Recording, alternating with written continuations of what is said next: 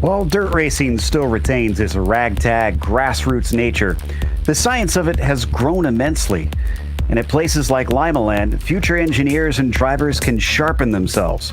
Aligned with the University of Northern Ohio, this track is quite literally a school for racing.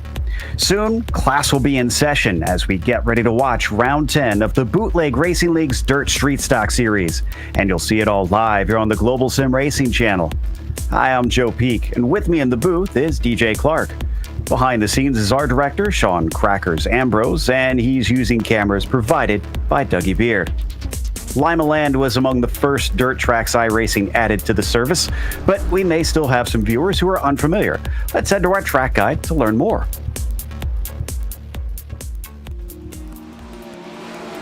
Welcome to Limaland. This unique 3/10 of a mile oval nestled in Aleta, Ohio provides a unique challenge to the competitors.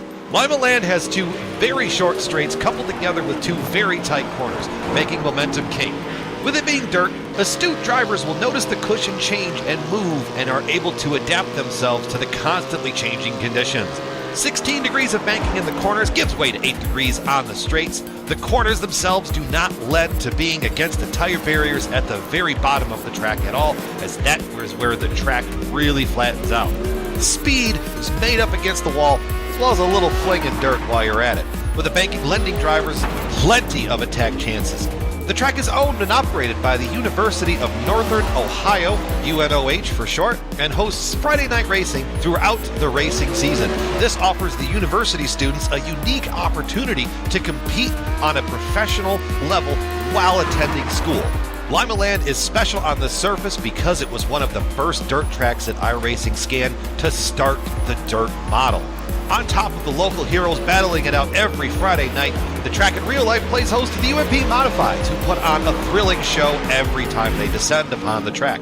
All in all, Limaland provides amazing racing, and it's an absolute driver and fan favorite. Dirt racing popularity is on the rise in the nation, and it's on the rise in iRacing. This is our guide to Limaland. Enjoy the show.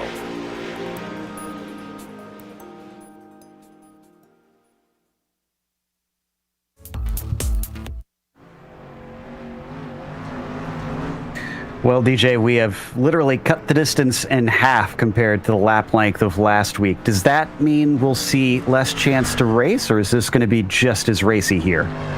Well, Joe, with as wide as Limaland is, I do think it's going to be just as racy, but it's a little bit of a change from where we were last week. I think the high lines on the track are going to be a little bit more preferred in this street stock. We always talk about momentum and really wanting to keep that up in these heavy machines, and getting up as high as you can onto that 16-degree banking is really going to be helpful. Riding the cushion right up along the wall is going to be crucial for keeping up good lap speed, but what that's going to do is, I think the best way to get a pass done by here is to throw that slide job. You are going to see a lot of that coming in, starting low, ending up high.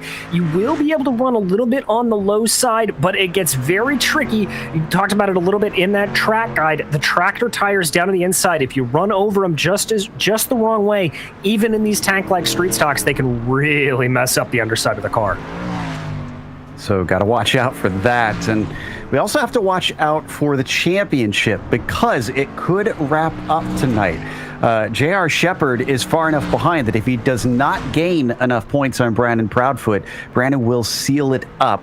The magic number that you need to look for is 84 points difference, because that's the max that you can earn.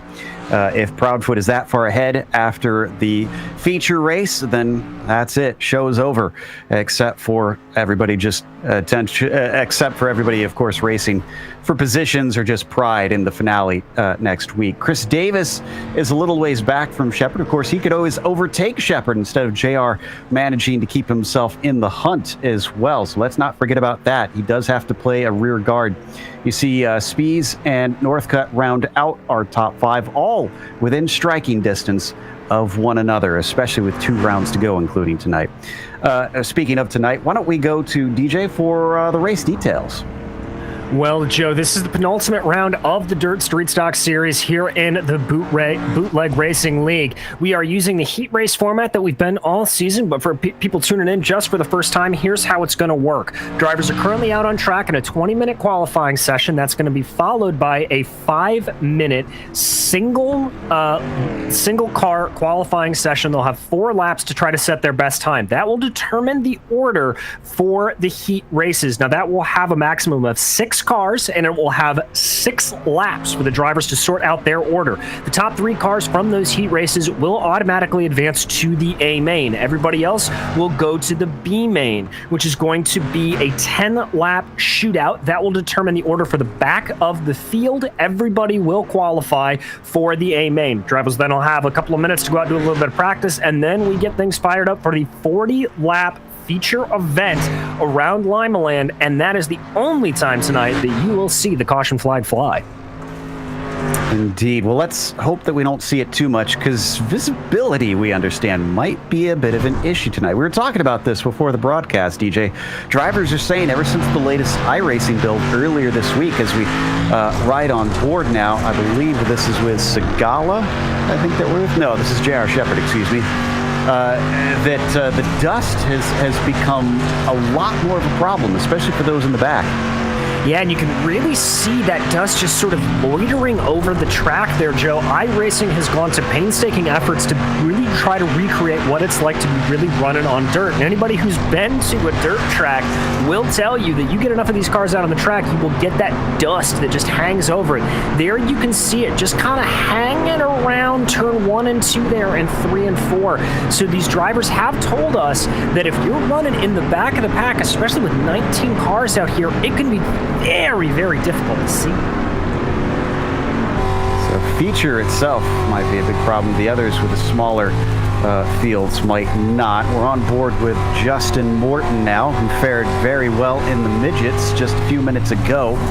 But now that we get up to the big, bulky street stocks, we'll have to wait and see if he's still got the speed. Right now in the warm-up, he's not doing too hot. He's sitting in 14th. But again, you can't always read into that too much. They've still been really tearing up the track. You can see how much the line has been rubbered in a few places.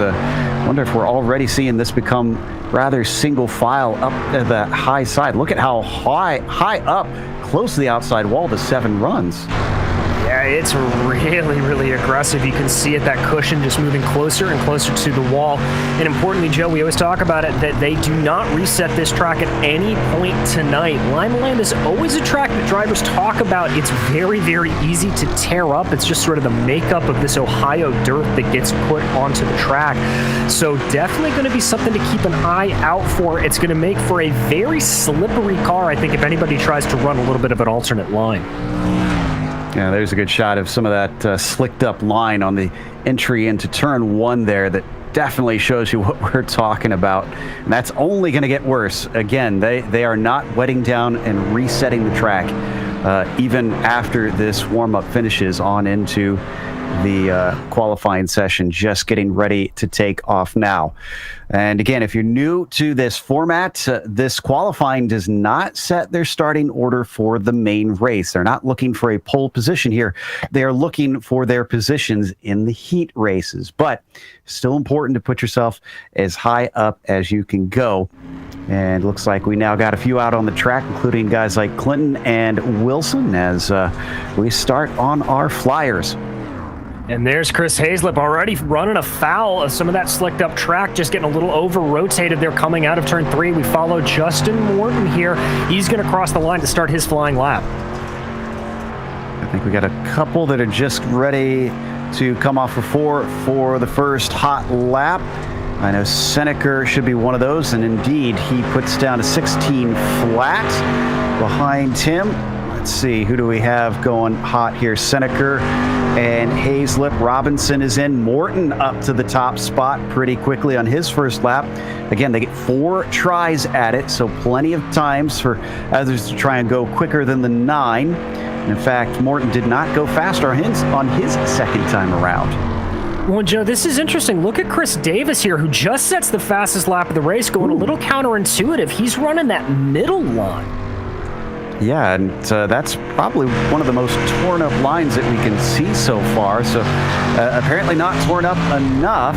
He doesn't go quicker on his third lap. Menda on the second spot, and it looks like Davis messed up the fourth lap, so he is done for the day. That leaves him vulnerable with still plenty of drivers potentially able to demote him. And Billy Northcutt, we've seen him be able to charge up the order a couple of times here. He's running a low line, really struggling, it looks like, to find a little grip, get that car down to the low side. He's going to come across the line with a 15.707. That will put him in fourth. Still run that very low line as he comes around for his fourth lap, but we're looking at Joe Segala in the 81. And this is his fourth flyer as well. No, excuse me, he's already finished all four, so he is done. 10th is going to be as high as he is going to go. We're still waiting on Proudfoot and Shepard to get out on the track. They still have enough to do all four. Brendan Myers, who is in 9th, his first lap was his quickest. This is going to be lap number 3 for the 25. Very, very low line. Drivers apparently willing to experiment here in the qualifying. Yeah, it's good for Brennan there, trying to find something new. Ron Snyder, though, a little faster than Brennan at the moment, although not faster on that last lap, but there with it ping on your screen, J.R. Shepard, fastest of the bunch. Wow, and his very first lap as well. So it seems like maybe the first lap is the money lap for drivers. Let's see if he manages in these last two. Second one was a 15.9, so he was actually about half a second slower. Oh, this one he must have touched the wall because that one did not count. Yeah, and there goes Proudfoot running that special livery again. He is fastest on track right now, currently on pole. Slower lap that time out, though. Last one for J.R. Shepard. Not going to be quicker. He's about a 10th off, so Proudfoot's still ahead of him. Kenny Kibbe just headed out, so he might still be the one that can take this away. Proudfoot on his third time through, not any quicker. First lap, still his best. Last time around through 3 and 4, the 22. Can he improve and put himself farther clear of the field? No, he cannot. Yeah, so it really looks like that first lap is the quickest one. You see Proudfoot slowing down a little bit. Kibbe in the same position. He was able to improve on that last one, but unable to move up in position. He's going to cross the line now. Is he going to be able to go any faster? Doesn't look like it. No, I think he tapped the wall. Again, the lap is discounted if you hit the barrier. They don't want anybody rim riding to gain an unfair advantage. The 14 on his final lap puts in a 15.7. That is just a 10th shy. But that is everybody. They've all got their laps in. So we've got 40 seconds left, but we are finished up setting the order for our heats. This is going to be a fascinating one. Will we crown a champion after today's event, the penultimate round of 2021 Season 1 for the Bootleg Racing League's Dirt Street Stock Series? Well, you know, we've seen Brandon Proudfoot on this top step many times going into the heat races. He is always going to be hard to take on, but Limaland is a very, very interesting track. It's one that develops very quickly, and you may see a new line start to go. If J.R. Shepard can read that track a little bit better, he may be the one to go. Certainly, and the clock now ticks down to 0, so that'll take us over to our first heat race of the day. And the starting grid for that has Brandon Proudfoot up on the pole. Jason Menda starts in P2. Then in third, it will be Justin Morton. Behind Justin will be Joe Segala in fourth place. And rounding out the back of the field will be Michael Davis in fifth. So only 5 cars in these heats, and they only have 4 heats today.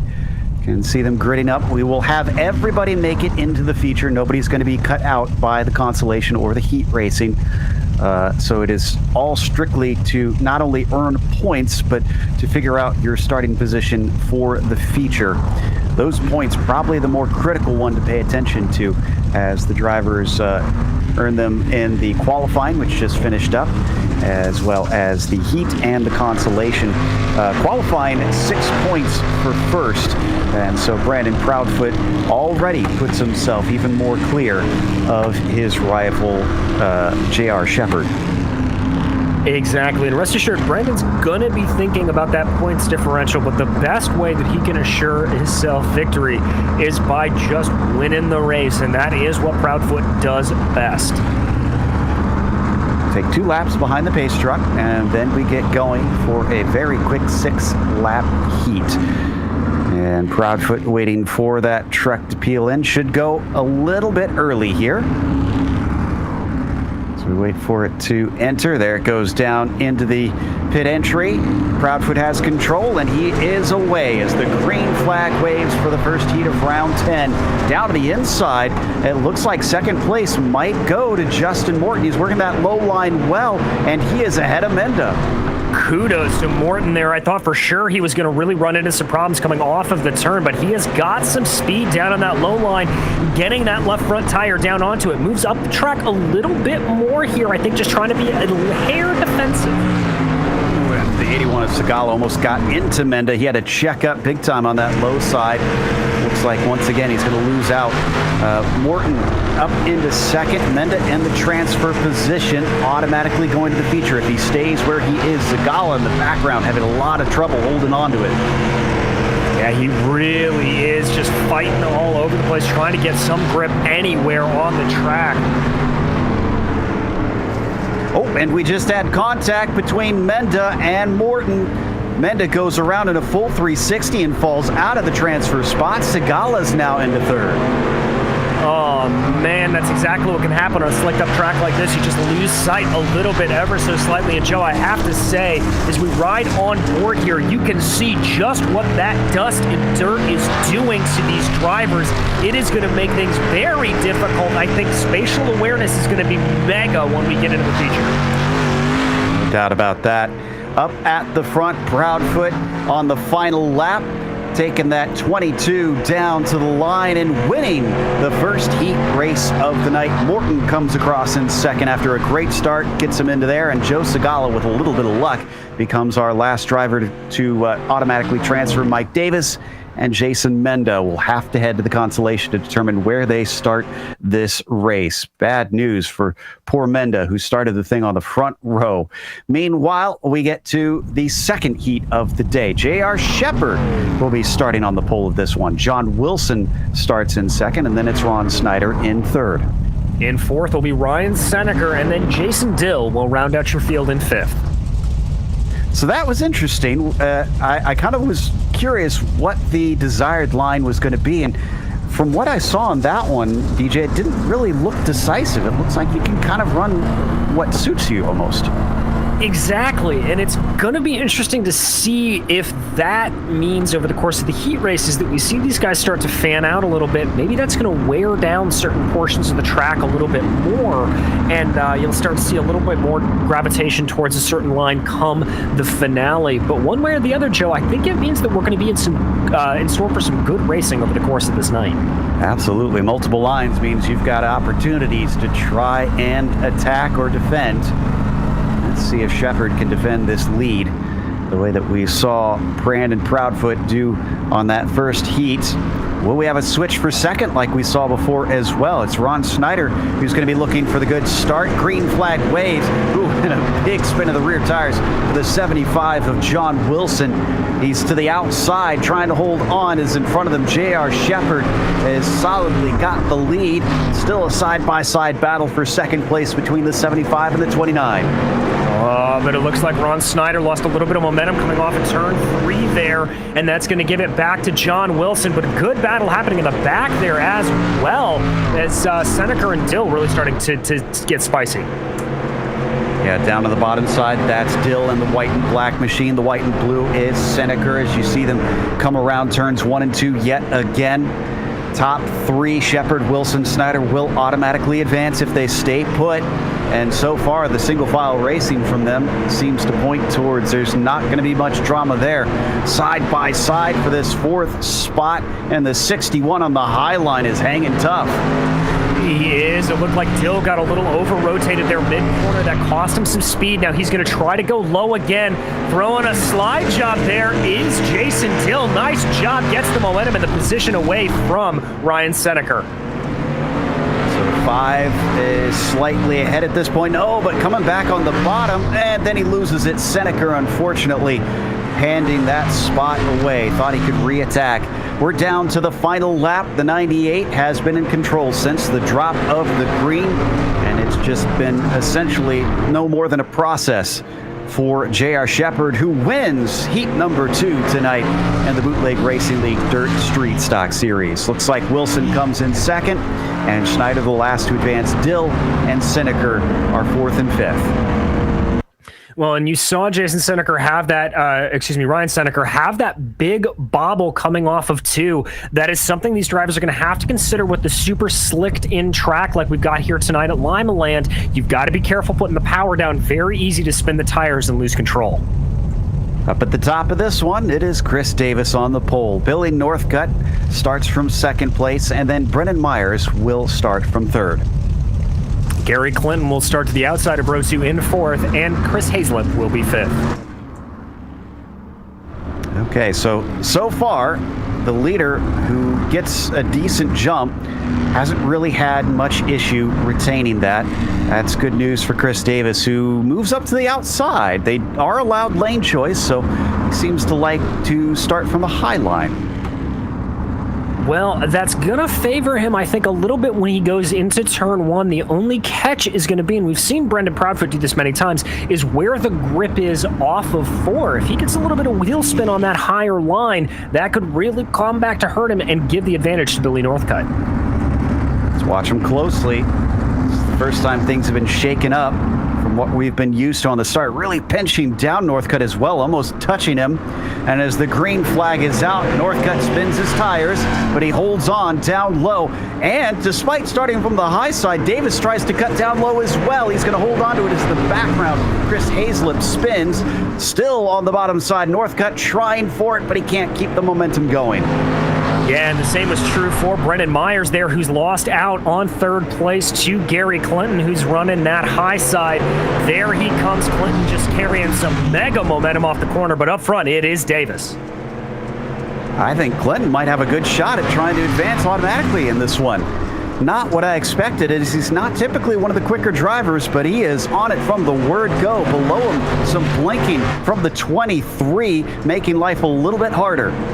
And I'm kind of loving this line that Clinton is running here. Let's call it a reverse slide job line. He's bringing the car almost to a point at mid-corner and then just shooting off straight, although Myers doing a good job to cut him off. Billy Northcutt sitting the fastest lap of the race, so Joe, this may not be over up front. Yeah, the car got a little sideways for Clinton, so he falls back and into 4th. Up at the front, Northcutt still keeping the number 7 honest and hanging right on that tail. We're going to get the white flag this time by as we watch from Billy's perspective. You can see there, a little bit of hit of the outside wall, just trying to find grip. Massive lock on the car, trying to get it to go around the corner. Trying to get a little bit lower here than Davis. Whoa, that's a lot of speed. He's very lucky they didn't make contact. But the victory is going to go to Chris Davis, with Northcutt in 2nd, Myers in the 25 last to advance. Clinton and Hazlett will have to head off for the B main here in just a moment. Not too much longer, honestly, for them, because we got one more heat to go. This one a little bit smaller, though. Kenny Kibbe starts in the lead with Jason Best on the outside of the front row. Just behind them are going to be Bobby Hayes and Robbie Robinson. So only 4 cars taking part in this final heat, and only one driver, sadly, will not be able to automatically advance. So it's basically a game of musical chairs. You don't want to be the last one standing.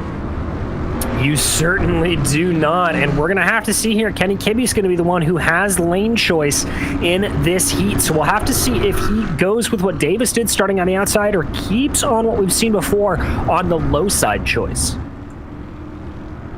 Hasn't switched it up, so it looks like he wants to start to the inside of Jason Best. Of course, Best does not have to take the win here. All it will do will allow him a better start position in the feature. He just has to keep in 2nd, and he will automatically get through. Wants to keep from falling backwards, I think, more so than running forwards. But Oh, a little bit of a touch between Kibbe and Best off the green flag. Best controls it well and doesn't lose the car. In fact, he keeps great momentum coming off of 2 and tries to challenge around the outside. And we saw Gary Clinton doing that last round. It's just very tricky to keep up that momentum on the high side. Advantage is going to shift back to Kenny Kibbe here.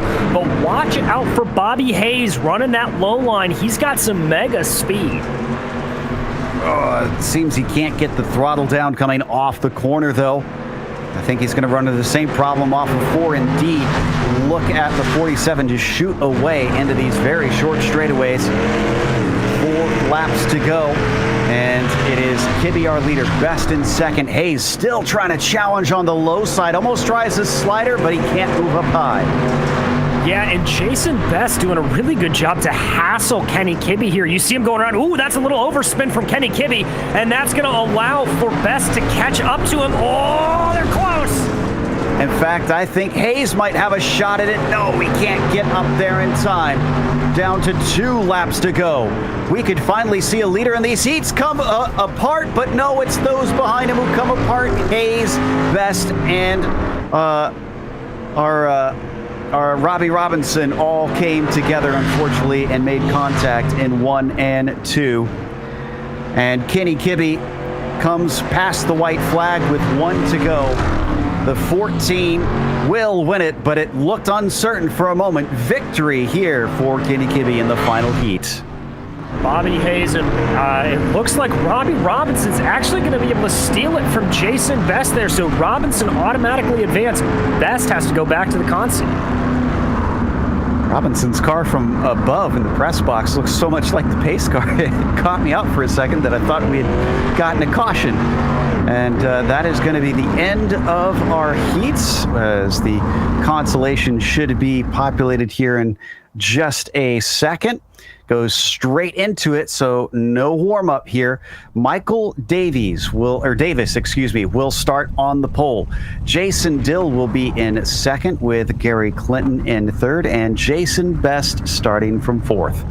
Jason Mendez going to be starting off 5th, followed by Ryan Seneker and Chris Hazlip to round out the back of the field.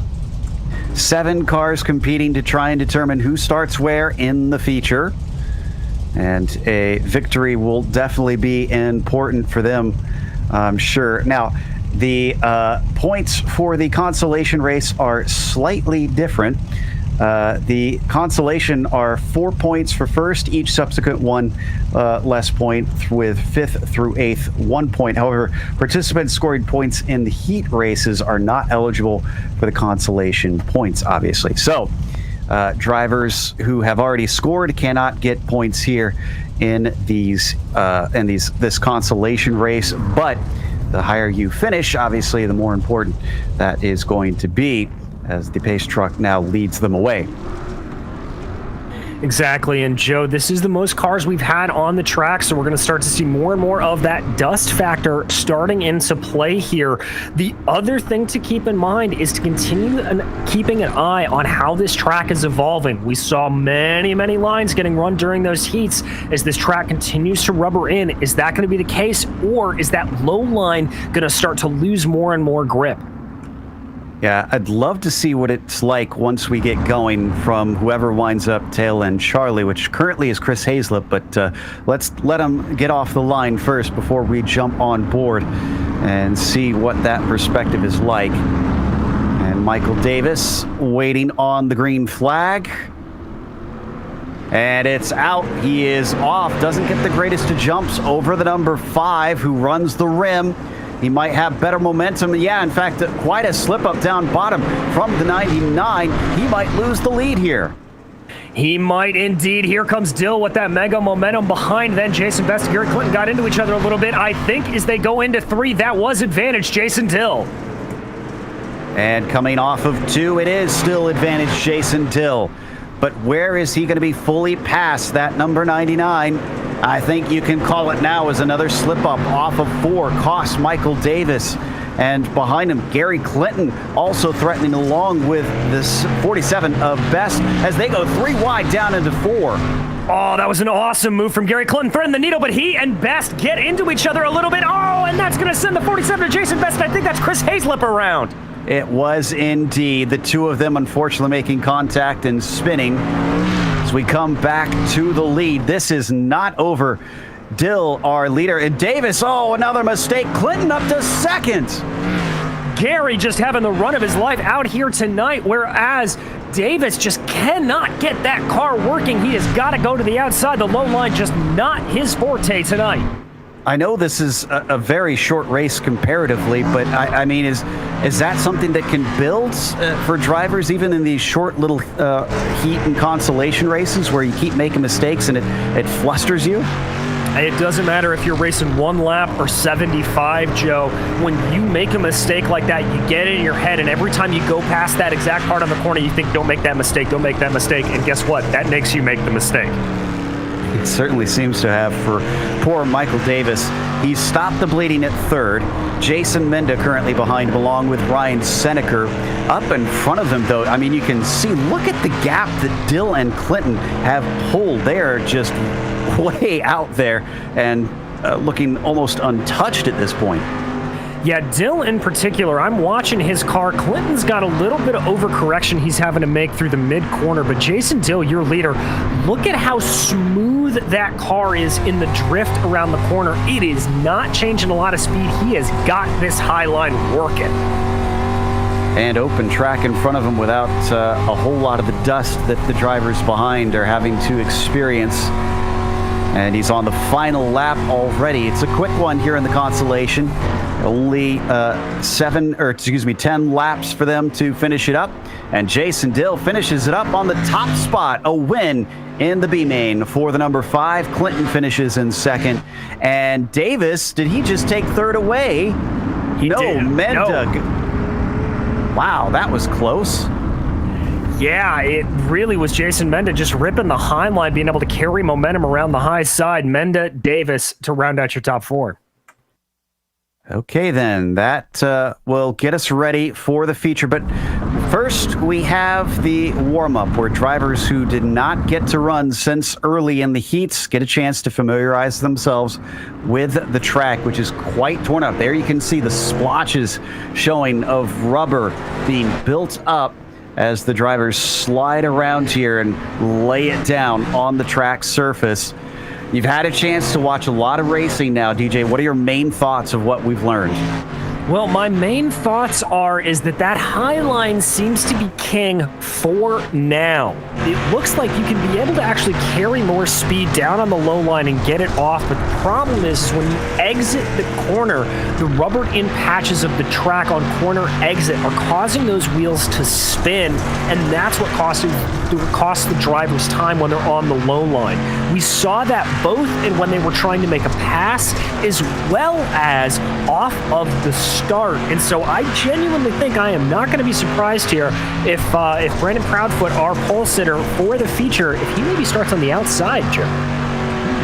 Okay.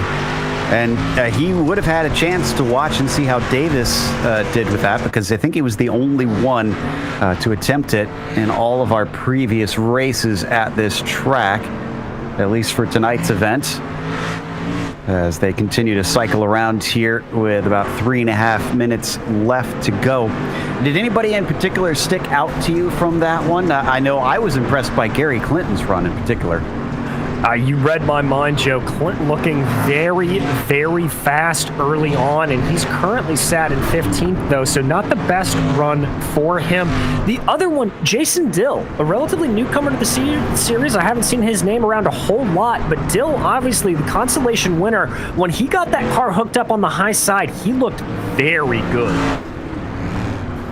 The longtime skateboarder in me just keeps seeing the name Jason Dill, and that's the name of someone from the early 2000s that was quite popular, and I can't get my brain off of that. But clearly a good driver out here. I see hails from Texas, so I'm pretty certain he is not the Jason Dill from the old Alien Workshop fame. And he's also not high up there as well, but showed speed in the consolation race. Again, I think this comes back to what we always say, that the adage is you can't really pay much mind to the practice times. Well, Joe, we're in the middle of Formula One testing, so I think that's more true than ever. You can't pay any attention to practice. Never pay that much heed to those, that is for sure.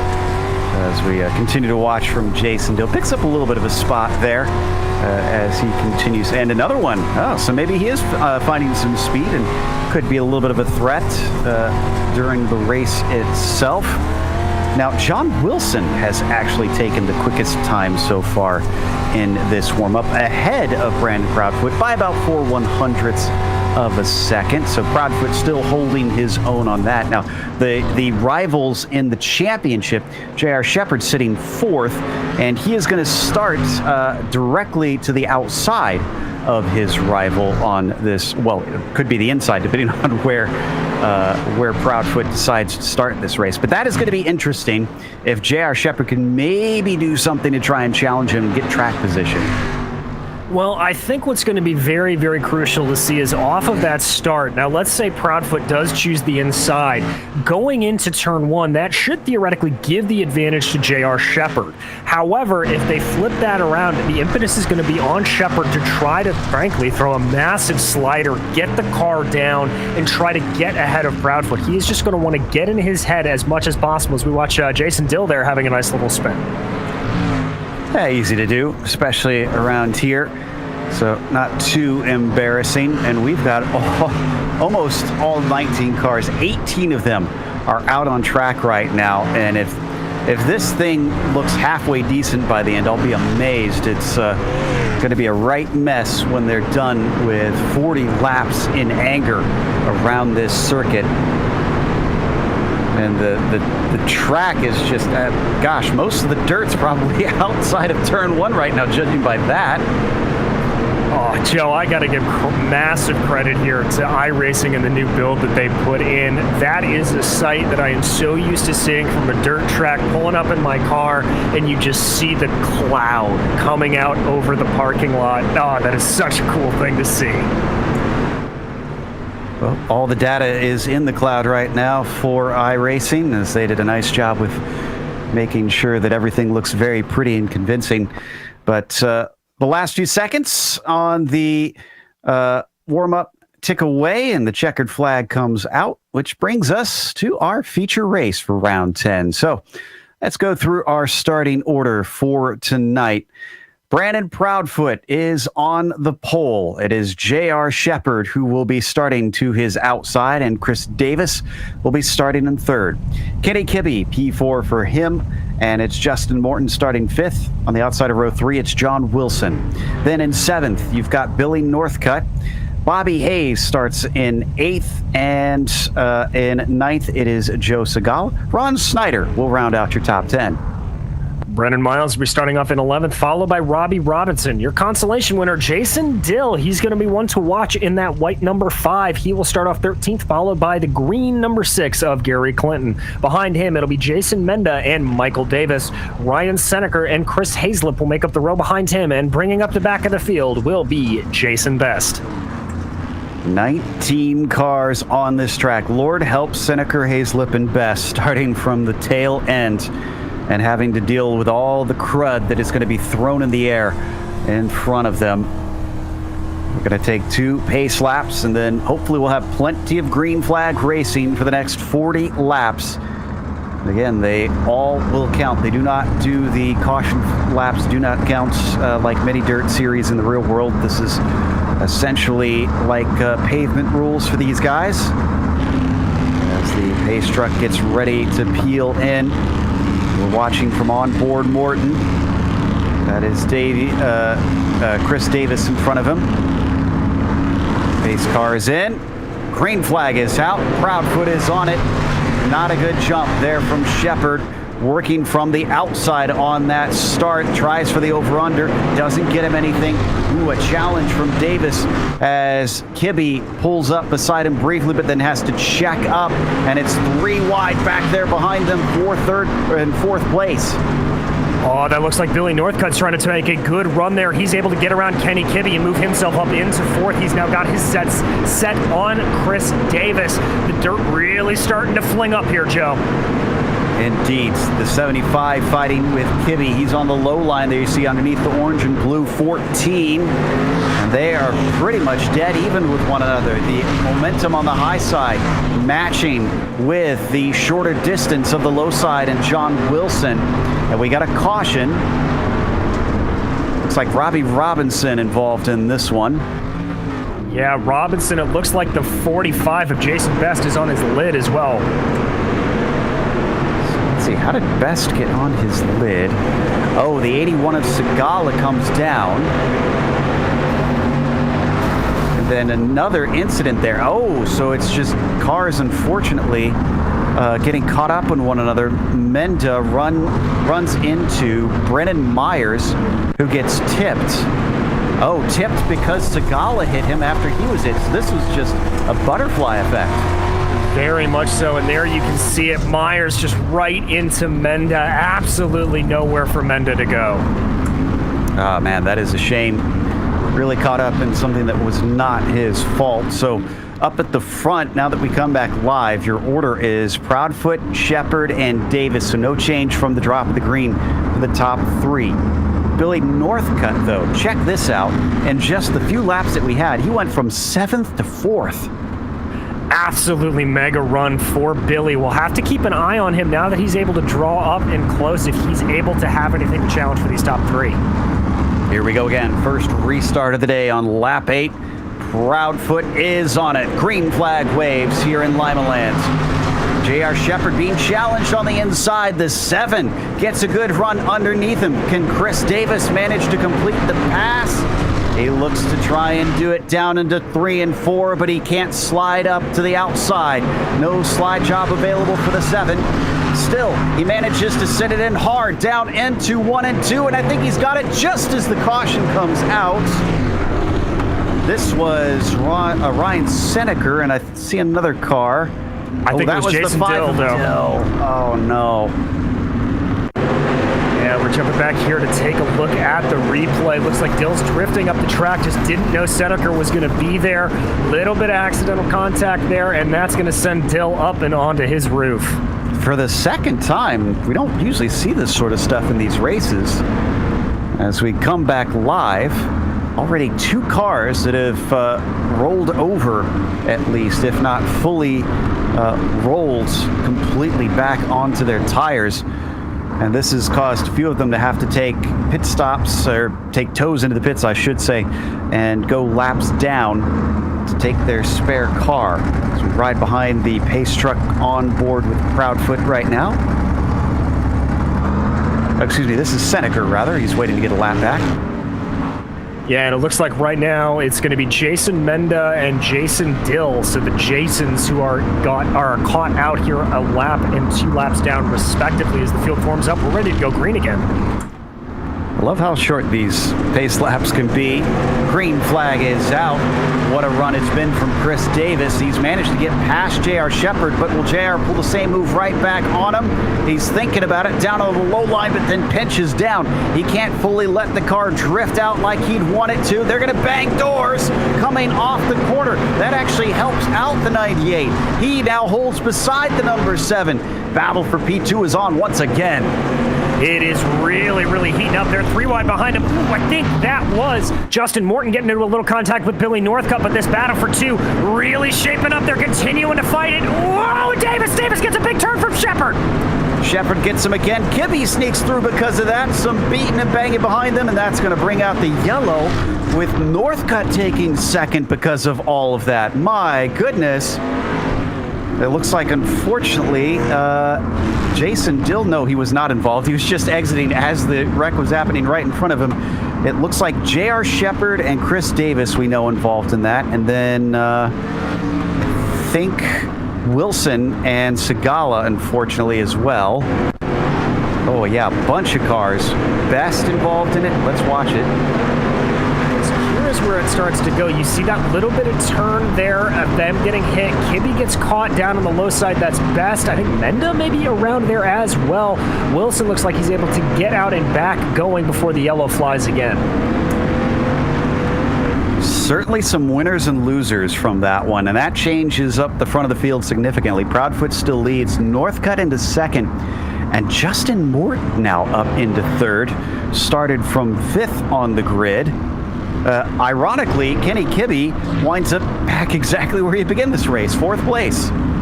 Joe, keep an eye on Justin Morton. He was very effective on the high side that last time out. And they've called off the green here. So I know that the pace truck is peeled in, but oh, and someone didn't get the memo, maybe? No, that's Seneca getting a lap back. Yeah, so as I was saying before they went in there, Justin Morton running the high side to a very, very effective level. I mean, just right up against the wall. Great run. Watch him.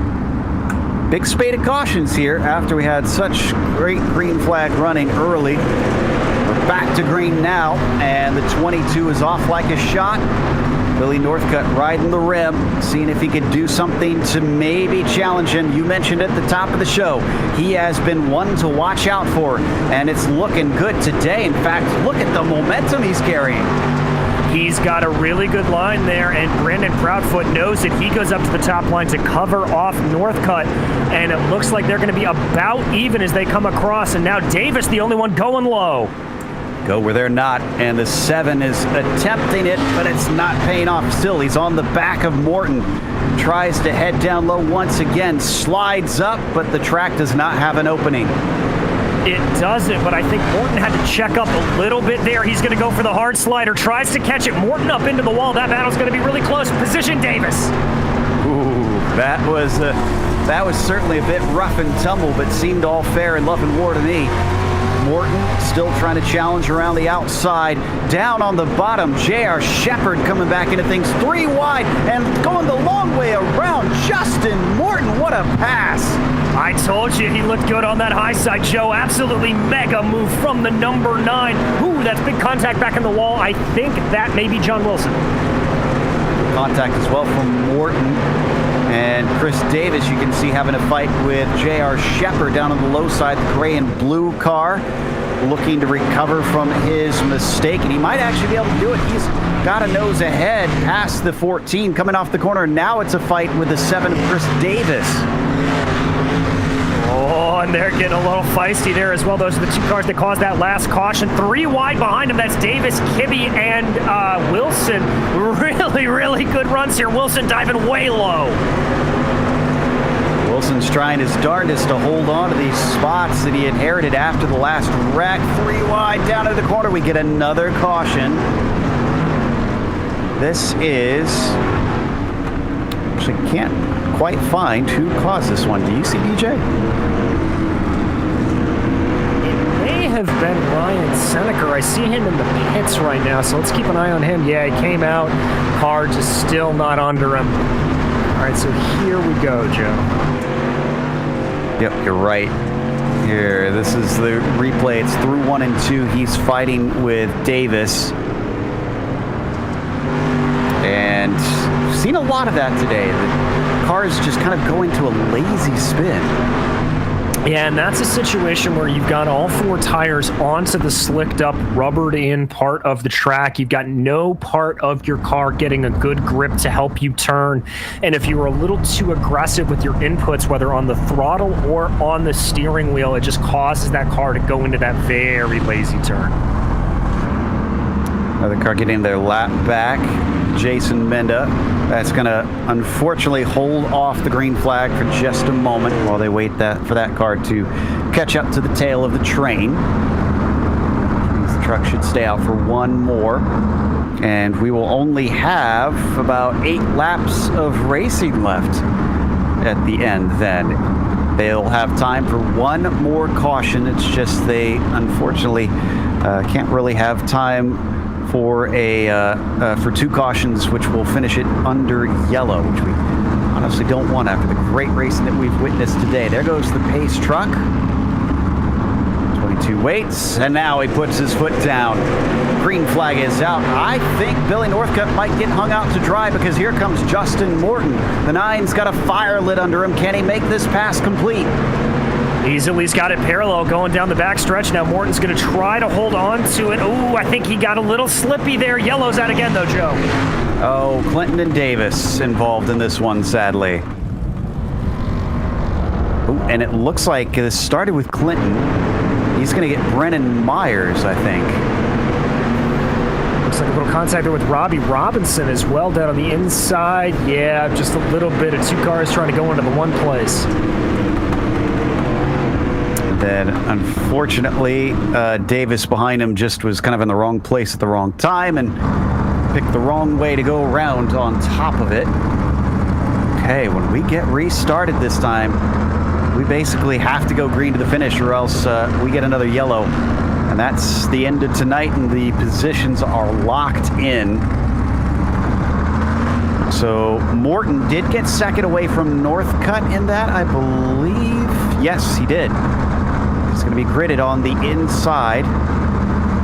Or the Northcutt will be gridded on the outside, and Justin Morton, get the words out, Joe, is going to be on the inside as the green flag flies one more time. The 22 is off, and the battle actually continues. Morton trying to pull that slider into the wall a little bit there for Northcutt. He holds onto it. We're almost 4 wide for a second. Here comes Kitty Kibbe into the equation. And that's J.R. Shepard working on the low line, trying to get something to happen. It's going to be Morton by a hair when they start to cross the line. That may have actually gone to Kibbe going on the high side. I think momentum's really going to shift back to Kenny here. We got a caution, though. I think Bobby Hayes caused this one. He gets tipped around by Snyder and Best, I think.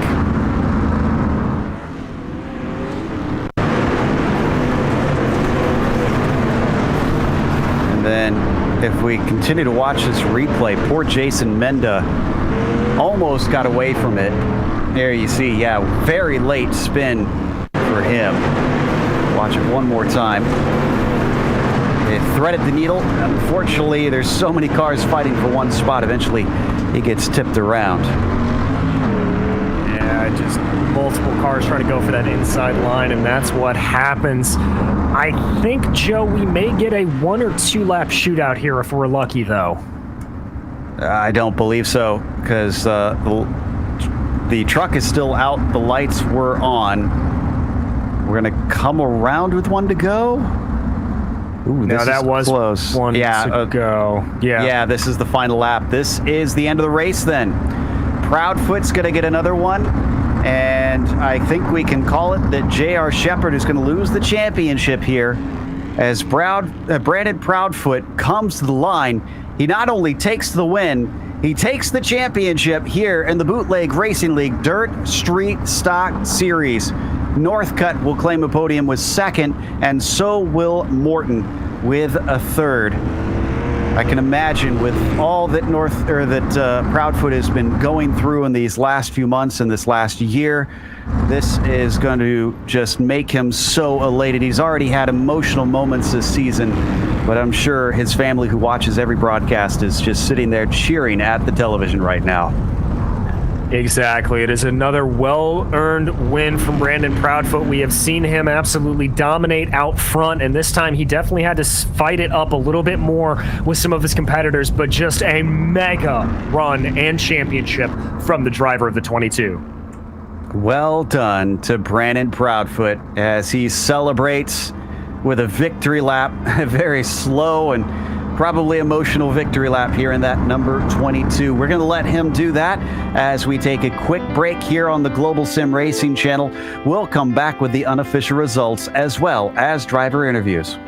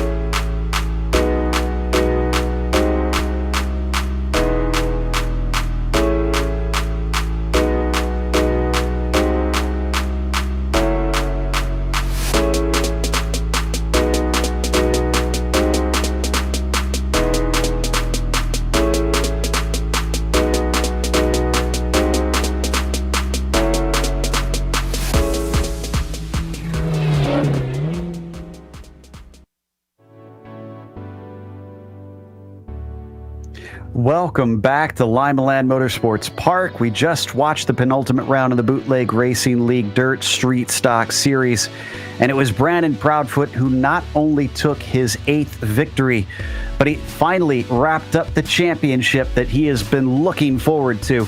Billy Northcutt followed him home, coming from 7th to 2nd, and then Justin Morton, who was fighting with him there at the end, wound up 3rd, but still also gained 2 positions from the start, as Kenny Kibbe finished 4th today, and J.R. Shepard, who was on the front row at the start of this feature, unfortunately got tangled up in some messes, and then he just couldn't get back to try and challenge Brandon.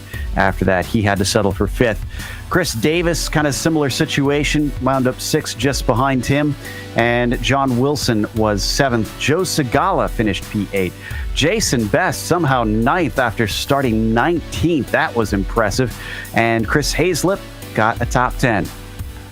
Ron Snyder came home in 11th place tonight, followed by Robbie Robinson and Brennan Myers. Michael Davis came home in 14th, followed by Jason Menda and Bobby Hayes. Gary Clinton had a little bit of contact there throughout the feature, but was able to finish on the lead lap with Jason Dill and Ryan Seneker both a couple of laps down.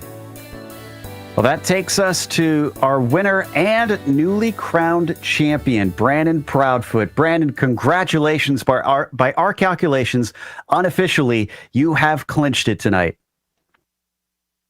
I get definitely, I wouldn't say is the easiest thing to do, especially whenever you got these fixed set up in such a great group of guys. And it looked like this was a tough track tonight. The slicked up line looked so wide. We were even commenting on it after we went to break there. What was it like from inside the car? Did it feel pretty difficult? It was a little bit difficult there about mid-track and below. The trick here with Limaland, this is one of those tracks where it's not a just a flat grade. We actually got quite the progressional banking here at Limaland, so down on those lower ends where you don't have too much degrees of banking to help the car out, it was definitely on the loose end, and that banking definitely played a part throughout the night.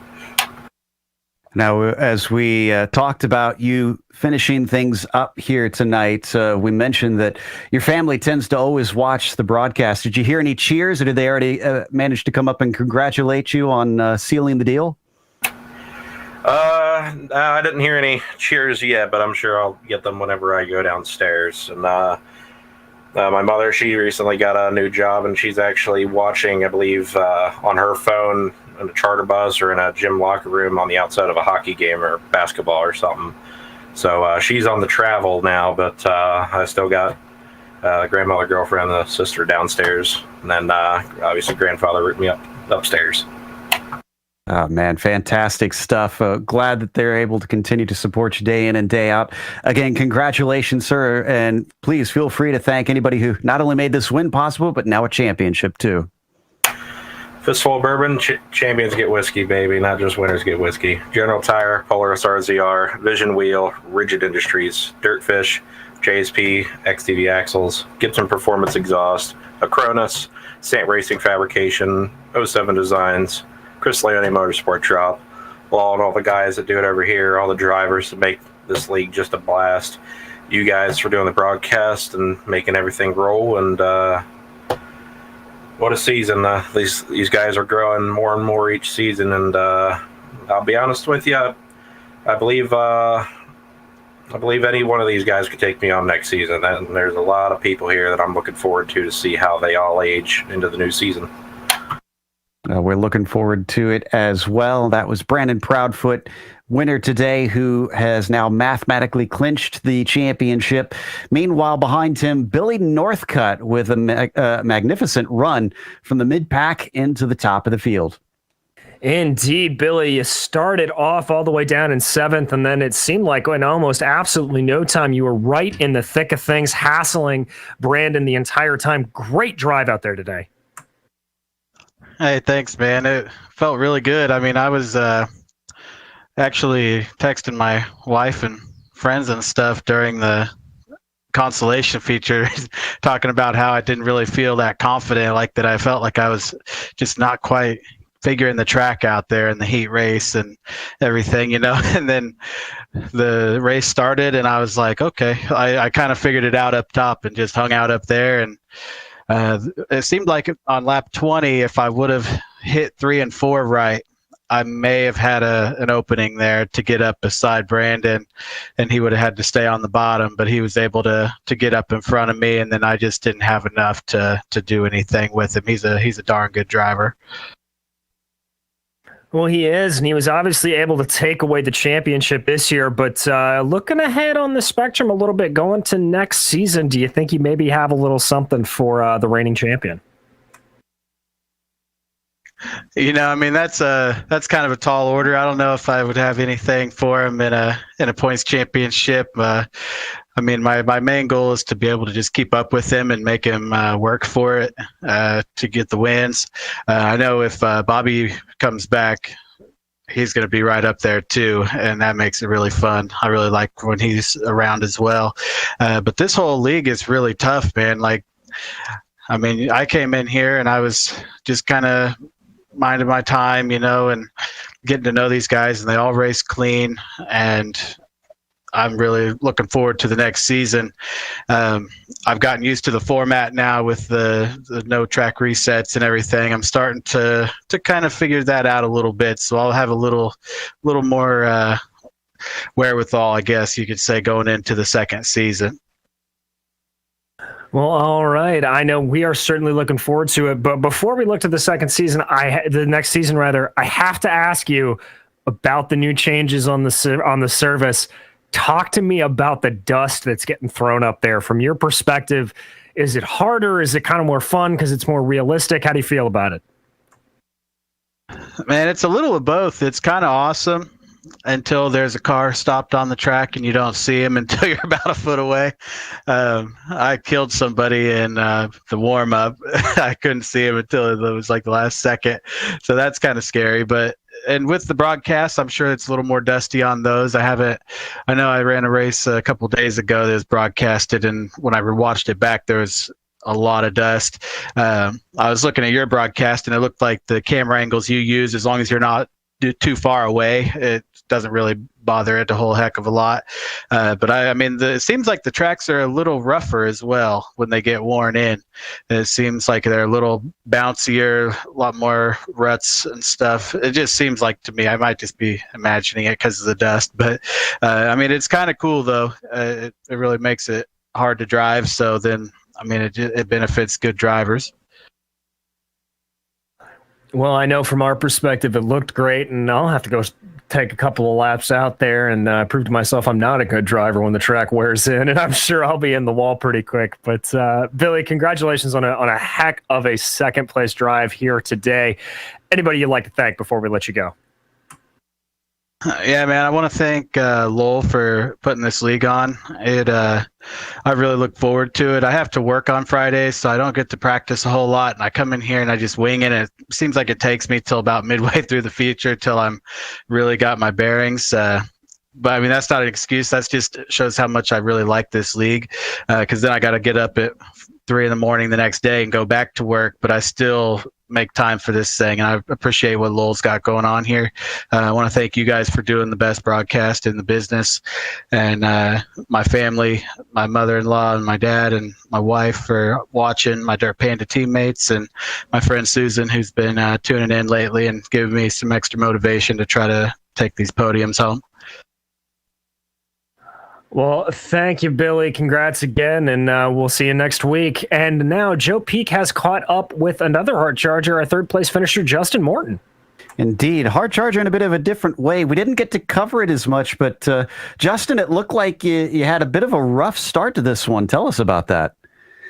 I started the race thinking I was in fourth gear and ended up being in third gear. And I tried to panic shift, and I got stuck in neutral, and I got Billy all messed up behind me, and he got around me. So, yeah, that was a mess of a start for me. I apologize to all the guys who were on the low line that had to deal with my checkup.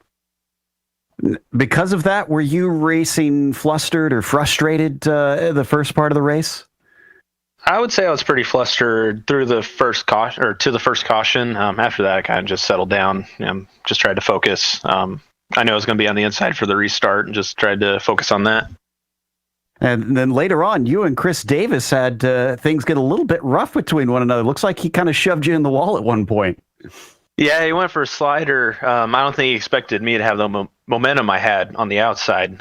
That cushion got insanely quick. I don't really hold it to him. I don't blame you on that. It was fun to watch the good racing from our perspective. So one more round after this one, and you've got another podium on your belt. Is it just a case of looking for those podiums, or do you want to be the one to next finally dethrone Proudfoot in the last round? Oh, yeah, I definitely want to get a win. It's been a while since I've got one in this series. Like the Grand National Series, I've been hunting for one for a while. The competition is just so good in this league, and I love running it, even though I may not get to win that often. Well, we'll keep an eye out for you. Again, congratulations on the top 3, and hopefully we'll get to talk to you in the finale. Yep, thank you. As Justin Morton, 3rd place here today. And that's going to wrap us up. So, of course, we want to thank the Bootleg Racing League for bringing us back for another season of coverage. But also, we want to thank the companies that provide the software and the hardware for our broadcasts that are listed here on your screen. Additional thanks go to June Lalonde, who provides our wonderful music. See the screen for how to get a hold of more of her great work. And I can report that she has just released the album cover for the new album that is coming out. And thanks to the team today as well on our side, DJ, Sean, and Dougie. If you'd like to find out more about GSRC, including upcoming races, you can find it at globalsimracingchannel.com. Also, check out our social media. It includes Twitter at GSR Channel, Facebook at Global Sim Racing Channel, and Instagram at GSRC_Graham. If you'd like to support us, check out our merchandise store at gsrc.storenv.com. We keep a link in the description below, so it's nice and easy to find your way there. If you're going to scroll down to that, though, make sure and subscribe to the channel while you're there so you don't miss a moment here on GSRC. The next race, the dirt track at Charlotte, will be the finale, as is tradition here in this series. It'll be Friday, March 19th at 8 p.m. Eastern. But we have upcoming races for other series listed on your screen, so check those out and mark them down on your calendar. Until next time, though, race clean, race hard. We'll see you on the track.